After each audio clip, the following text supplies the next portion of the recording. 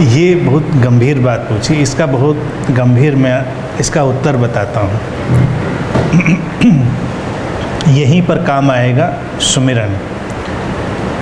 और जो अभी प्रयोग हमने जो ये ध्यान विधियाँ संयोग से ली, ये नाद की कि जब वो उच्चारण धीमा पड़ता जाए तो मौन में खोएं, या और भी उसके पहले विधियाँ थीं धीमे पढ़ने में, तो संयोग से इसके रेलेवेंस में ही आपका प्रश्न भी आएगा। ये भी देखिए कॉस्मिक फ्लो होता है।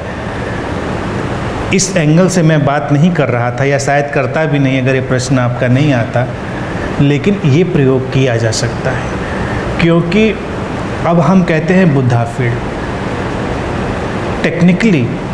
तकनीकी तौर से तो वो टाइम और स्पेस के बाहर होती है, स्थान और समय के, लेकिन फिर भी लोगों को वो स्थान और समय में सीमित लगती है। जैसे आमतौर से लोगों को लगेगा कि गेट से बाहर निकले और सब ख़त्म, यानी गेट के अंदर आए तो कांटेक्ट, कुछ को लगता है हॉल में सामने बैठे तो वो बिल्कुल कांटेक्ट है। तो इसका प्रयोग के तौर से कर सकते हैं कि थोड़ा उसकी दूरी को और दूर से अनुभव करने की कोशिश करें। हमारी सेंसेस बहुत ही व्यापक हैं। नॉन लोकल सेल्फ का देखिए दो फॉर्म है, लोकल और नॉन लोकल। हम लोकल सेल्फ से समझने की कोशिश करते हैं, लेकिन हमारा नॉन लोकल यानी लिमिटलेस सेल्फ भी है साथ में। तो आप, और ये बात जो आपने पूछी इसलिए टेक्निकली बहुत सही है। कल्ट वाले लोगों को इससे चोट लगती है। जैसे कहा जाए कि जो गुरु अब शरीर में नहीं है उनसे आप कुछ नहीं कर सकते, तो उनको चोट लगती है। उनको लगता है क्या मतलब, मेरे लिए गुरु मरे नहीं मेरे, वो कहेंगे वो बिल्कुल जिंदा है। आप किसी से भी बात करिए कहेंगे वो, आप कहिए मेरे लिए वो जिंदा है, लेकिन किसी के लिए कोई जिंदा नहीं होता। प्रैक्टिकल बात यही है कि जो शरीर से गया वो गया, ना तो आपका लव्ड वन आपके काम आता है, गया आप उसकी चाहे जितनी बड़ी तस्वीर लगा लीजिए, चाहे जितना आप शोरगुल मचाइए, लेकिन आप उसको पकड़ कहीं से नहीं पाते, उसकी तरंग उसकी ऊर्जा को कहीं से नहीं पकड़ पाते। वही गुरुओं के बारे में है। लेकिन जब कोई भी गुरु शरीर में हो, कभी कोई बुद्ध शरीर में हो, तो आप उसके डिस्टेंस को थोड़ा और आगे, थोड़ा और आगे, थोड़ा और आगे से उसकी ऊर्जा को महसूस करने की कोशिश करिए। तो आपका जो सेंसरी एक्सपीरियंस है और जो नॉन सेंसरी एक्सपीरियंस है, दोनों का दायरा बढ़ता चला जाएगा। आज कई लोग जो बहुत प्रेम से जुड़े हैं उनको लगेगा मुझे घर पे भी वैसा ही लगता है, क्योंकि उनकी ओपनिंग। इस प्रयोग को अगर हम बढ़ाते जाएं तो एक वक्त आएगा कि जब हमको लगेगा कि नहीं, डिस्टेंस तो कोई नहीं है, टेक्निकली डिस्टेंस नहीं है, लेकिन हमारे माइंड के चलते हुए और हमारे अनुभव करने की जो चीज़ें कमज़ोर पड़ गई हैं उनके चलते हमको पता नहीं चलता। तो एक दिन ये आएगा कि जब आप दूर भी होंगे तब भी आपको वो ऊर्जा, वो प्रेजेंस लगेगा कि बिल्कुल यहीं, अभी जैसे पास में मैंने छू लिया। जैसे अभी गहरे प्रेम में कभी कभी लोगों को ये सब लगता है, पोएटिक या शायराना रूप में लोग ये बातें बोलते भी हैं कभी कभी, किसी को ऐसे याद किया जैसे अभी भी उसको छू लिया हो। ये कभी कभी सुमिरन के तौर से इसका उपयोग करें, देखें क्या महसूस हो रहा है, क्या वो ऊर्जा, वो वाइब्रेशन, वो खुशबू, जो भी हमको लगता है प्रेजेंस, तो कभी कभी आपको लगेगा अरे ये प्रेजेंस तो बिल्कुल मेरे कमरे में चली आई, क्योंकि उसका एक्सपेंशन तो वैसे ही है, तो उसको पकड़ा जा सकता है। तो इसको थोड़ा थोड़ा करके बढ़ाने की कोशिश करनी चाहिए। कभी थोड़ा तकनीकी रूप से क्या होता है, आप देखिए अभी भी आपके परिवार में भी ये चीज़ होगी, आप उसको प्रैक्टिकल करके देखिए। जैसे कोई आपका लव्ड वन है और कहीं जा रहा है, कल उसको कहीं जाना है, तो 24 घंटे के पहले ही वो एनर्जी एक्टिव हो जाती है। उसने जाने का विचार किया और जहाँ जाने का विचार किया उसकी एनर्जी शिफ्ट होने लगी। ये एक टेम्परेरी और जो टाइम बाउंड एक्टिविटी उसमें आप समझिए।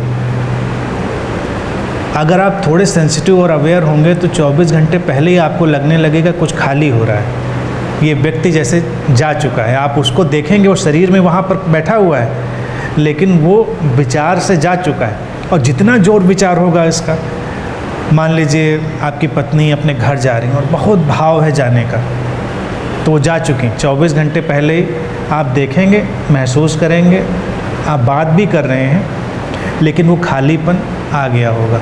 और जब वो सचमुच में चली जाएंगी तो अगर आप घर में एंटर करेंगे तो आपको लगेगा कुछ वैक्यूम है, कोई कोना कुछ खाली है।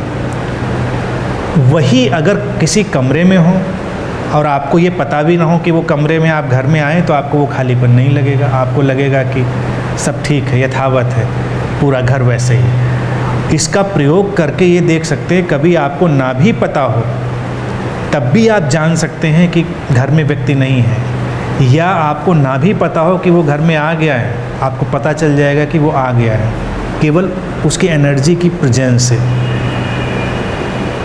तो इनका प्रयोग जब हम अपने नॉर्मल जीवन में देखते हैं, किसी बुद्ध के या किसी अवेकन व्यक्ति की स्थिति में क्या होता है कि उसका तो आना जाना है नहीं, तो उसकी कॉन्शियसनेस तो इटर्नली हमें अवेलेबल है, हमको ओपन होना है। हम जैसे ओपन होते जाएंगे उसको पकड़ते चले जाएंगे। तो जीते जी शरीर में रहते हुए इस प्रयोग को लगन से एक बार हमको करके देख लेना चाहिए।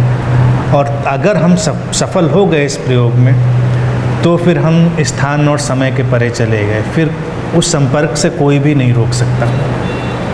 कल्पना अगर होगी और वो केवल काल्पनिक होगा, लेकिन शुरुआत में कल्पना भी सहयोगी है, ये हमेशा ध्यान रखें। कल्पना बिल्कुल व्यर्थ नहीं है, कल्पना में ही बने रहना व्यर्थ है, लेकिन कल्पना शुरुआत में सहयोगी है।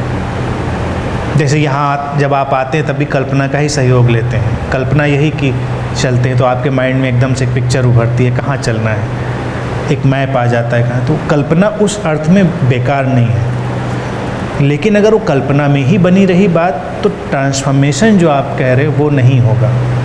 आप जितनी भी कल्पना कर लें, लेकिन वही उदासी, वही खिन्नता, वही सब कुछ आपके चारों तरफ। लेकिन अगर वो कल्पना से एक्चुअलिटी में ट्रिगर हुआ, तो आप तुरंत ट्रांसफॉर्म्ड अनुभव करेंगे। आपको वही चीज़ लगेगी जो यहाँ लग रही है, आपको लगेगा सब सधा हुआ है, वो एनलाइटनमेंट आ गया आप तक, वो फुलफिलमेंट आप तक पहुंच गया, आप फुलफिल्ड अनुभव करेंगे। आम तौर से आप देखिए, जो लोग जैसे पूजा पाठ की बात शुरू में कही थी, तो वो कोई भी कनेक्टेड लोग नहीं हैं, क्योंकि वो कितना भी भाव अपना कल्पना में कर लें, लेकिन उनको फुलफिलमेंट कभी महसूस नहीं होता, हमेशा एक खालीपन रहेगा। इसीलिए झगड़े झंझट होते देर नहीं लगती, अशांति होते देर नहीं लगती। अभी इधर आदमी वो करके उठेगा, उधर झगड़ा झंझट कर लेगा। लेकिन अगर एक्चुअल कनेक्शन पैदा होगा तो आपके अंदर शांति उतरेगी, ट्रांसफॉर्मेशन उतरेगा, और वही उसकी कसौटी होगी कि कुछ हुआ है, कि परिवर्तन आया है कुछ, और उसको डिनाई ही नहीं किया जा सकता। वो इतना सॉलिड होता है, इतना एक्चुअल होता है कि उसको इनकार करना मुश्किल है। जैसे आप रिलैक्स हैं, इसको इनकार करना मुश्किल हो, आप थके हुए हैं, इसको इनकार करना मुश्किल। दोनों का डिफरेंस पता चलना बिल्कुल क्लियर है, तो आपको डिफरेंस पता चलेगा। आपको लगेगा कि आप अपने नॉर्मल रूटीनी मंडेन जो लाइफ के सारे चक्र थे उनसे ऊपर जा चुके हैं। तो जब ऐसा लग रहा है तो कल्पना नहीं है। कल्पना तब है जब आपको अभी तो इस क्षण तो लगा, लेकिन थोड़ी ही देर में आप फिर वहीं के वहीं। जैसे ही आपने कल्पना को फोकस किया कि गुरुदेव मेरे सामने है, आपको बड़ा अच्छा लगा, और जैसे ही आपने आँख खोली, आप धप से फिर वहीं के वहीं। लेकिन अगर एक बार आपने देखा कि वो मेरे सामने है, मैं उस ऊर्जा को महसूस कर रहा हूँ, और फिर आप मान लीजिए 10 मिनट भी उस ऊर्जा में बने रह जाएं, तो भी वो एक्चुअल है। 2 मिनट भी बने रह जाएं तो भी एक्चुअल है, और फिर वो बढ़ेगा। फिर कभी वो 10 मिनट, आधा घंटा, 1 घंटा, कभी वो पूरे दिन भर बना रहेगा।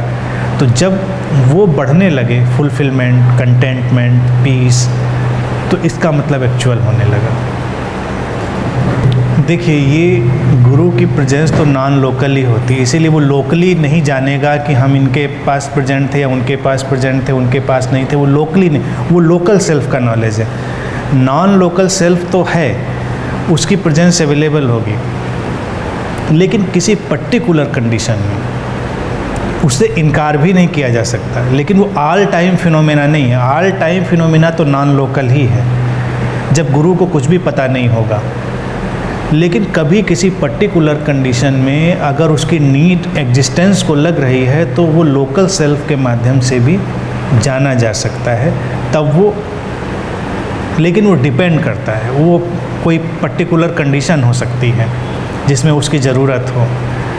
हम मुझसे पूछते भी कभी लोग कि कल आप मेरे सपने में आए थे, क्या आप आए थे? सपना, तब इसका आंसर मेरा ये होता है, सपना तुम्हारा है, जो तुमने देखा वो तुम्हारा है, इससे मेरा कोई सरोकार नहीं।